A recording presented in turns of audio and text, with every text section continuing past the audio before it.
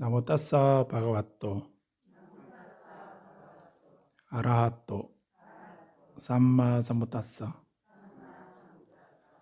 나모 따사 바가와또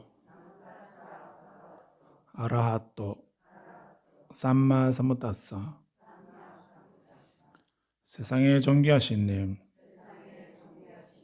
거룩하신 님, 올바로 원만히 깨달으신 님, 부처님께 예경하나이다.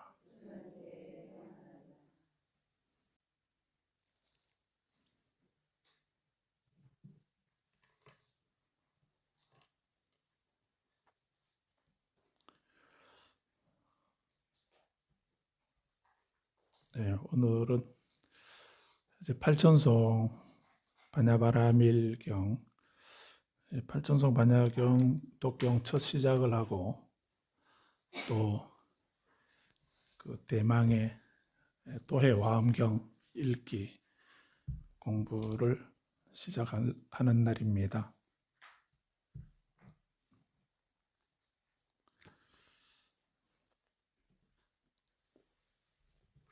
그래서 화엄경 읽기만 해도 시간이 좀 모자라기도 하고 한데, 그래도 우리가 팔천송 반야경 독경을 계속 해왔고 하고 있습니다. 그리고 또 앞으로도 계속 해야 될 것 같아서, 그래서 팔천송 독경하는 시간을 반으로 나누어서 반은 독경을 하고 나머지는 또 화엄경을 공부를 할까 합니다.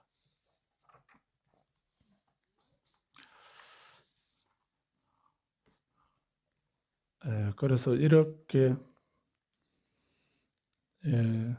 우리가 반야 금강경을 1600일 정도 또 역경불사 원만성취를 발언하면서 독경을 해왔는데, 그러다가 또 팔천송 반야경은 사실은 양이 많습니다. 양이 많기도 하고 그렇게 독송하기에는 분량이 많은 그런 경전인데, 그래도 이제 이 경전을 독경을 해오고 있고, 또 그러면서 화엄경 그림으로 해설한 도해 화엄경 그것을 번역하게 되었습니다. 그래서 이렇게 두 가지 문제에서, 하나는 반야경은 대반야경이라고 하면은 한문으로 600권으로 되어 있습니다. 그런 경전을 너무 길기 때문에 분량이 너무 많아서 바로 독경하기는 뭐 일생에 한 번 정도, 스님들도 일생에 한 번 정도 읽을까 말까 뭐 그런 정도 분량입니다. 특별히 발언하고 마음 내지 않으면 읽기 힘든 그런 분량이죠. 그래서 이제 대반야 600권의 그 가운데 좀 더 의미를 강조한 그런 개별 반야경으로 금강경이 있어서, 금강경이 반야의 전체 사상을 다 드러내 놓은 것은 아니긴 하지만 그래도 중요한 몇 가지 부분을 더 강조해서 말씀하고 있는 그런 경전이기도 하고, 또 그런 것도 의미도 있긴 하지만 더 불자들이 금강경을 좋아하게 된 이유가 뭘까라고 보면 그 가르침이 담백하고 요점을 잘 말씀하고 있는 그런 것도 의미가 있긴 하지만, 뭐 주 의미는 그거겠지만은 더 중요한 거는 불자님들에게는 뭐 그런 게 반야경이 무주를 종지로 하고 또 무상을 근본으로 하고, 그리고 또 무주와 무상과 무념을 이렇게 그 세 가지가 금강경의 핵심이고 종지다, 본체다라고 이렇게 말하고 있는 그런 입장에서 그래서 그 한 5천 여자밖에 안 되는 그 금강경이 반야사상의 가장 중요한 그런 무주와 무념과 무상에 대해서 이렇게 말씀하고 있다고 하는 그런 의미에서 이 반야경이 조계종의 종전으로 채택이 되어서 이렇게 조계종의 근본 경전으로 이렇게 되어 있기도 하지만 그런 심오한 의미를 가지고 있기 때문에 금강경을 불자님들이 좋아하는가? 제가 보면 아닌 것 같습니다. 불자님은 그게 무주가 뭔지, 무상이 뭔지, 무념이 뭔지 그에 대해서 별로 관심 없고 제일 기억에 남는 게 무슨 말입니까? 금강경에서 삼천대천세계의 칠보를 가득 채워서 보시를 하더라도 보시해서 얻어진 그 공덕하고 금강경의 사국의송, 야기색교나 이염성구와 시인행사도 불능견 열애라고 하는 이 사국의송 한 번 읽는 것이 더 공덕이 크다라고 하는 그런 말씀, 그 말씀만 기억에 남는 거 아닙니까? 그 때문에 팔만 대장경 다 독송 안 해도 금강경 사국의송만 독송해도 수지 독송해도 그 공덕이 더 크다고 하는 이 말씀을 한 번만 하시는 것이 아니고 그 각 단락마다 잊어버릴 만하면 또 말씀하시고 잊어버릴 만하면 또 말씀하시고 이렇게 그렇게 그 금강경 사국의송의 그 공덕에 대해서 말씀하고 있습니다. 다른 반야경보다도 금강경의 그런 부분을 더 많이 강조하고 있는 부분들이 많습니다. 그래서 그 때문에 불자님이 금강경 좋아하는 이유가 저는 그 때문이라고 생각하는 아닌가요? 예. 아닌 척해도 다 그러실 겁니다. 예. 그래서 금강경에 그런 것 때문에 이제 금강경, 독경, 사경 이런 거 많이 해오시고 그래도 뭐 독송하려면 한 30분 정도 걸리고 이렇게 하니까 그것을 줄인 그 반야사성의 핵심이 되는 반야심경을 독송을 이제 하고 그거는 거의 뭐 다 외우고 계시죠. 예, 그래도 반야심경도 그걸 외우고 계셔도 그 반야심경의 그 심경, 반야의 심수, 반야의 핵심적인 가르침이라는 이런 의미인데 그래서 그 반야심경을 외우면서 반야의 가르침의 핵심을 생각하면서 반야심경을 외우는가? 그것도 아닙니다. 그것도 아니고 그냥 일단 숫자가 한 260자 정도 되고 그것도 좀 많다면 많은데 제일 기억에 남는 거는 그냥 가자. 그래 아재 바라아재. 그래서 이번에 백신도 아재로 맞기도 하고 그래서 이렇게 그래서 그런 것만 이렇게 생각하는 게 아닌가. 그래서 그렇게 해오고 있는 데다가 8천송 반야경 독경은 사실은 무리였습니다. 분량이 많고 지루하기도 하고 또 같은 말을 거의 비슷한 같은 말을 계속 반복하고 있는 것 같은 그런 것 때문에 또 지루한 느낌도 들고 뭐 이렇게 하는데 근데 사실 오늘 우리가 이렇게 반야경 읽어봤지만 시작을 했는데 8천송 반야경을 근데 사실은 8천송 반야경의 양이 많기도 하지만은 이 8천송의 한 구절 한 구절이 다 깊은 반야 가르침의 가장 근본이 되는 그런 말씀을 설하고 있는 것을 보면서 또다시 그 읽을 때마다 8천송 반야경은 독송할 때마다 전율을 느낍니다. 그래서 뭐 아무 생각 없이 읽게 되면 뭐 같은 말 또 하시나 좀 짧게 굵고 짧게 이렇게 말씀하지 못하나 이런 생각 드실지 몰라도 근데 8천송 반야경은 한 구절 한 구절 가만히 생각하면서 사유하면서 읽어보시게 되면 이 8천송 반야경은 정말 놀라운 경전입니다. 그런데 그래서 얘기는 8천송 반야경만 독경해도 되겠는데 근데 왜 또 도해 화엄경 이걸 또 왜 번역을 해가지고 안 그래도 안 보는 데다가 계속 자꾸 이렇게 여러 책을 번역하고 만들고 이렇게 그런 책 불사만 하냐고 그렇게 얘기하는 분들도 계셨는데, 그런데 이제 그래서 우리가 이렇게 공부하는 것이 그런 우리 불자님들이 따로 그 특별한 경전을 다른 일반 불자들이 안 보는, 우리는 다른 일반 불자들이 안 보는 그런 뭐 좀 특별한 경전을 공부하고 또 특별한 수행을 한다는 이런 생각하지 마십시오. 그런 거를 위해서 불자님들의 그런 어떤 자부심이랄까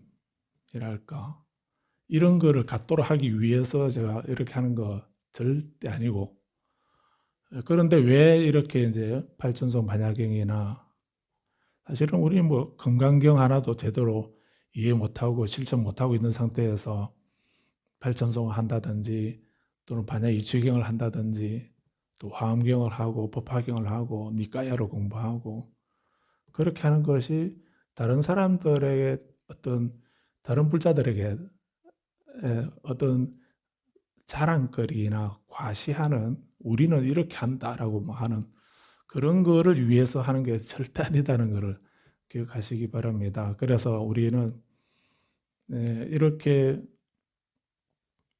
팔전송 독송을 하면서 지금은 독송을 하지만 또 다음에 시간이 되면은 그 어느 정도 독송을 공덕을 쌓고 나면 팔전송 또 이제 한 구절 한 구절 읽어가면서 그 의미를 생각하고 공부할 수 있는 그런 시간을 갖도록 해보겠습니다. 아무튼 얘기 줄이겠는데, 그런데 이렇게 이제 반야경을 공부하면서도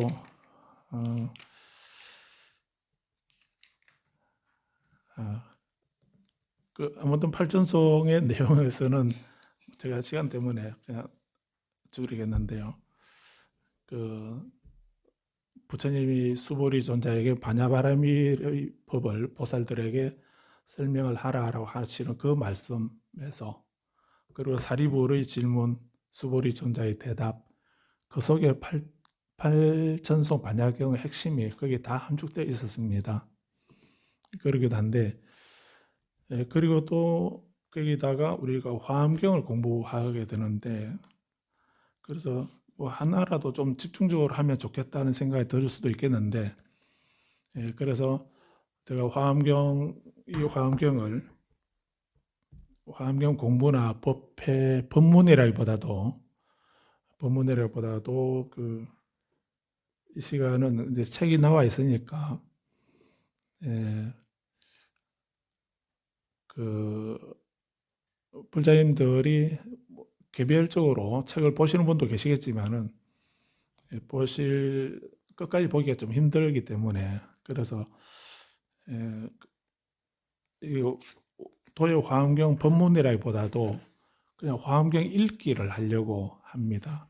그거는 읽기 같으면 불자님 집에서라도 하실 수 있는데, 근데 이런 귀한 시간을 따로 내어서 읽기를 하고자 하는 것은, 그래서 이 시간을 계기로 불자님이 꾸준히 지속적으로 이렇게 정말 귀한 책을 경전을 우리가 가지고 있으면서 그 부처님 가르침을 제대로 이해하고 실천할 수 있도록 그런 계기를 마련하기 위해서 이런 시간을 생각을 했습니다.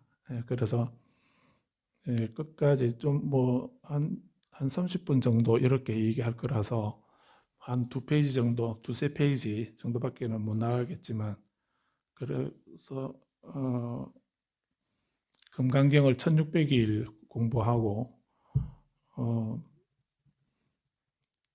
거의 안구따라 니까야를 3년 6개월에 걸쳐서 그거를 다 우리 함께 읽어보기도 하고 이렇게 하는 그런 경험이 있어서, 그런 시간이 좀 걸리더라도 끝까지 이제 단지 이 책을 집에 모셔놓고 읽기만 하지 않고 끝까지 함께 읽어보는 그런 계기가 되도록 하면 어떨까 싶어서 이런 시간을 하게 되었습니다. 자, 그런데 이렇게 지금 이제 우리가 같이 공부를 해보게 되면 또 이제 아시게 되겠지만 이 화엄경이라고 하는 것이 대방광불 화엄경 이렇게 갖추어진 이름은 대방광불 화엄경 이렇게 하게 되죠. 그러는데 이런 화엄경의 가장 중요한 것은 물론 부처님이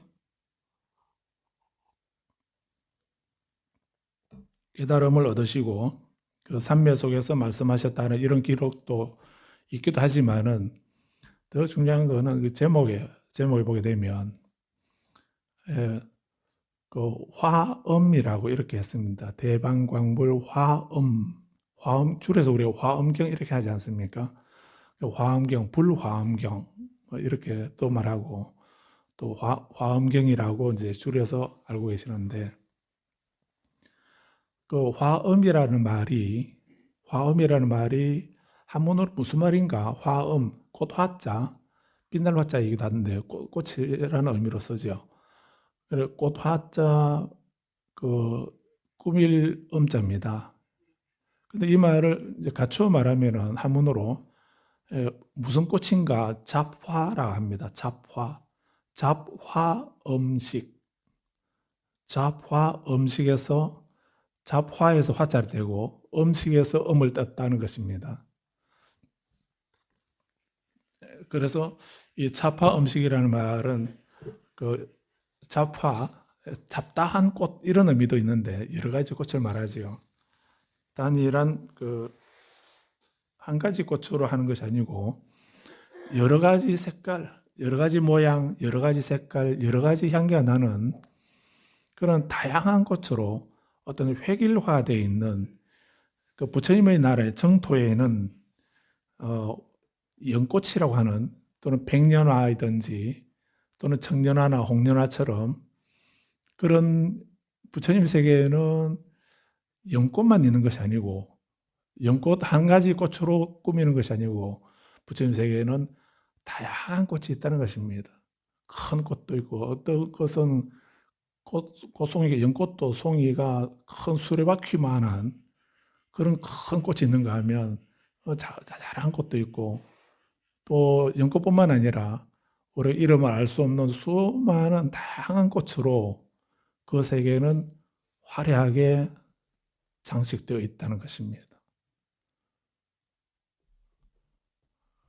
그래서 부처님 나라에는 그 한 색깔로 통일되어 있는 획일화되어 있는 규격화되어 있는 그런 것만 있는 것이 아니라 큰 것도 있고 작은 것도 있고 중간치도 있고 흰 것도 있고 붉은 것도 있고 온갖 여러 색깔을 가진 그런 다양한 꽃들이 그 세계를 그냥 혼란스럽게 엉망진창으로 이렇게 흐트러져 있는 말이 아니고 그런 것이 저마다 자기 위치에서 큰 거는 큰 거대로 흰 거는 흰 거대로 작은 건 작은 거대로 막 뒤섞여 있으면서 그것이 그 세계를 아주 장엄하게 화려하게 장엄하게 그 세계를 꾸미고 있다는 그런 의미입니다. 화엄이라는 말이 그런 의미입니다. 그래서 우리가 화엄성중이라 하죠. 화엄성중이라면 불자님은 우리 신장님만 생각하지요. 그 신장님을 화엄성중이라 이렇게 생각하고 계시는데 그 신장님만이 아니고 화엄성중은 화엄회상에 부처님께서 이 화엄경을 법문하시는 그 자리에 모이신 성인들의 무리라는 이 말이 화엄성중입니다. 단지 뭐 무서운 형상을 한 창칼을 들고 있는 저런 뭐 호법 신장들 이런 신장만을 생각하지 마시고요. 그 화엄의 세계는 즉 부처님의 화엄의 세계는 그럼 어떤 세계를 말합니까? 부처님의 세계죠. 정토이고 불국토입니다. 불국토 정토를 화엄의 세계라 이렇게 말한 것이고 그 부처님의 나라에는 그래서 우리도 그 법회 유니폼을 명상반이나 화엄경, 반야경 공부하는 데서는 좀 그 오렌지색으로 다 노랗게, 빨갛게, 파랗게 이렇게 단복을 맞춰 입을까라고 생각했는데 사실은 그런 것이 아니고 지금 불자님들이 입고 있는 색깔 그대로 저마다 자기가 좋아하는 옷을 입고 계시고 있어서 지금 이 상태가 바로 화음의 세계죠. 다양한 모습으로 머리 스타일도 다 다르네요. 그러다가 입고 있는 옷도 한 색깔이 아니고 다 다양한 색깔이고 마스크마저도 한 색깔이 아니네. 이렇게 다양한 것이 어울려서 하나의 그 조화를 이루면서 그 장엄하게 꾸며져 있는 그런 세계를 화엄의 세계라고, 그런 세계를 부처님의 세계라는 것입니다. 중생의 세계가 아니고 부처님의 세계라는 겁니다. 그런 곳에 살고 있는 분들, 그런 화엄의 세계에 살고 계시는 분들, 이 말을 한문으로 말하면 화엄성중 이렇게 하는 겁니다. 그래서 이 화엄성중은 우리 신장님들도 보면은 한 분만이 아니지 않습니까? 좀 무섭게 그린다고 그렸는데 전혀 안 무섭지요. 그렇게. 그런데 저 신장님들 생각이 되면 그냥 든든해지고 불안한 것이 없어지고, 저 신장님들이 나를 보호해 주실 거다라는 이런 생각 갖게 안 됩니까? 그래서 화엄은 그 획일성이 아니고 다양성입니다. 그 다양성을 공부하고 배우는 것이 화엄을 배우는 것입니다. 그래서 우리가 이렇게 우리는 반야경 팔천송 반야경을 독경한다라고, 우리는 화엄경도 공부하고 있다라고, 우리는 맞지만 니까야도 공부를 하고 있고 상유따 안구따라 니까야는 공부 다 했고 우리는 또 지금 맞지만 니까야로 공부하고 있다라고 그러면서 어깨에 힘주고 뭐 이렇게 할 필요 없습니다. 그렇게 하지 마십시오. 그런데 우리가 사실은 그런 걸 다양한 경전을 공부한다고 하면서 목탁 치고 죽비 치면은 이제 예경문하고 그런 중요한 중대한 경전을 우리가 읽고 공부하고 이렇게 하면서 그 법회 끝나고 나면은 그 공부 안 한 사람보다 더 못하게 서로 시비 장단을 가리고 뭐 이렇게 하게 된다면 그 팔천송 공부하는 게 무슨 의미가 있습니까? 이 화엄경 공부하는 게 무슨 의미가 있겠습니까? 그래서 우리는 다 내 마음에 들어야 되고 내가 원하는 대로 내가 하고 싶은 대로 다 돼야 되고 이런 식으로만 된다고 한다면 그거는 화엄이 아니죠. 화엄은 잘하는 사람도 있고 못하는 사람도 있고 좋은 사람도 있고 싫은 사람도 있고 큰 사람도 있고 작은 사람도 있고 여러 사람들이 다 모여서 누구 이름으로 모입니까? 부처님의 이름으로 모여서 저마다 자기 위치에서 자기 일을 하고 개별적으로 보면은 뭐 그 시비장단을 가릴 수가 있겠지만 근데 그 시비장단을 가리지 말고 형형색색이 그 다양한 것이 그 부처님의 나라를 다 자기 위치에서 내 마음에는 안 들지만 부처님 마음에는 또 꼭 들게 그렇게 그 부처님 나라를 꾸미고 있는 성중들이다. 그걸 배워야 됩니다. 우리가 그런 마음 없이 글자 따로, 경전 따로, 실제 생활 따로, 생각하는 거 따로, 행동하는 거 따로 이렇게 하게 된다면 그러면 그런 경전이 괜히 시간 낭비 아니겠습니까? 그래서 우리가 화엄경 공부하시면서 배워야 할 내용은 물론 부처님이 깨달으신 지혜와 자비, 보리심 이런 거를 다 배우게 되겠는데 근데 그런 용어가 중요한 게 아니고 실제로 이 부처님 말씀을 한 구절을 보고라도 팔천송 전부 다를 안 읽어도 한 구절을 보고도 그 말씀에 그걸 내 것으로 만들어서 내가 그 말씀처럼 말하고 행동하고 생각할 수만 있게 된다면 그렇게 살 수 있게 된다면 내가 바로 반야바라밀 보리심 행자가 되는 거죠. 화엄 행자가 되는 것이고 보현 행자가 되는 것입니다. 따로 있는 것이 아니다라는 것을 생각하시면 좋겠습니다. 그래서 아무튼 우리는 화엄경을 한문으로 번역되어 있는 것은 80권입니다. 60권짜리도 있고 80권짜리도 있고요. 그리고 티베트 말로 번역되어 있는 화엄경이 있습니다. 그런데 왜 인도 말로 버모로 되어 있는 화엄경 말하지 않는가? 없습니다. 버모로 되어 있는 화엄경은 십지품하고 입법개품 이 두 가지 품밖에 없습니다. 나머지는 원문이 없거든요. 근데 티베트어로 되어 있고 한문어로는 번역이 되어 있습니다. 그런데 우리가 한문어로 번역되어 있는 것만 가지고는 또 이해하기가 좀 어려운 것이 있습니다. 왜냐 한자 때문에. 그래서 티베트 말로 번역되어 있는 것을 참고하면서 우리 화엄경을 보면은 훨씬 더 정확하게 그 의미를 파악할 수 있지 않겠나 그런 생각을 가져서 그래서 우리 법당에서 그 역경후원회를 만들어서 티베트 화엄경 번역하기 위한 역경후원회를 만들었고 그동안 불자님들이 참여를 해주셨고 또 그 참여해 주신 그 인연으로 지금 화엄경은 번역하고 있긴 하지만 다른 그 발리어로 된 율장이라든가 다른 중요한 경전들 많이 번역을 해왔고 또 지금 하고 있기도 합니다. 그래서 아무튼 우리는 이제 그 궁극의 목적은 티베트 화엄경을 이제 이 티베트 화엄경은 영어로 다 번역이 안 돼 있습니다. 일본에서도 번역이 안 됐고 한문에도 번역이 안 됐고 그렇습니다. 그런데 이제 그 유일하게 티베트 말에서 우리나라 말로 이렇게 번역하는 이 작업을 불사를 하려고 발언을 하고 있는데 번역만 된다면 그거는 아주 불교 역사적으로도 중요한 그런 의미를 갖게 됩니다. 그리고 불자님도 그 뭐 큰 절을 짓고 하는 이런 불사보다도 더 의미 있는 그런 불사를 하게 된다는 것을 기억해 주십시오. 그래서 아무튼 그렇게 티베트 화엄경이 번역되기 전까지 전에 기존에 번역되어 있는 이 80화엄을 가지고 또 티베트 화엄을 참조로 화엄경이 어떤 내용인가 하는 것을 우리가 이해할 수 있도록 그림을 곁들여서 설명하고 있는 것이 바로 이 책입니다. 이 책 전체가 화엄경은 아니지만 그 화엄경이 어떤 구성으로 되어 있고 내용이 어떻다 하는 그 기본 요지를 정리해 놓은 이런 것이라서 그래서 이것은 뭐 개론적인 인문서적인 입장에서 불자님이 공부할 수 있을 것 같습니다.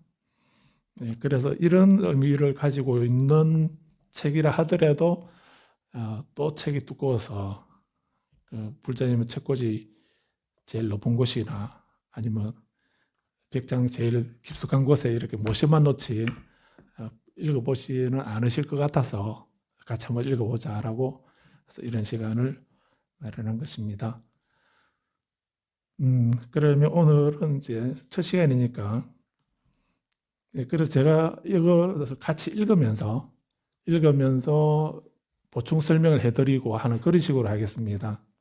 그렇게 하겠는데 오늘은 첫 시간이라서 지금 제가 간단히 말씀드리긴 했지만 뒤에 역자 후기를 한번 보면서 대충 이 도의 화엄경이 어떤 의미로 번역이 됐고 어떤 의미를 가지고 있는가를 조금 정리를 해두었습니다. 그걸 같이 한번 읽어보겠습니다.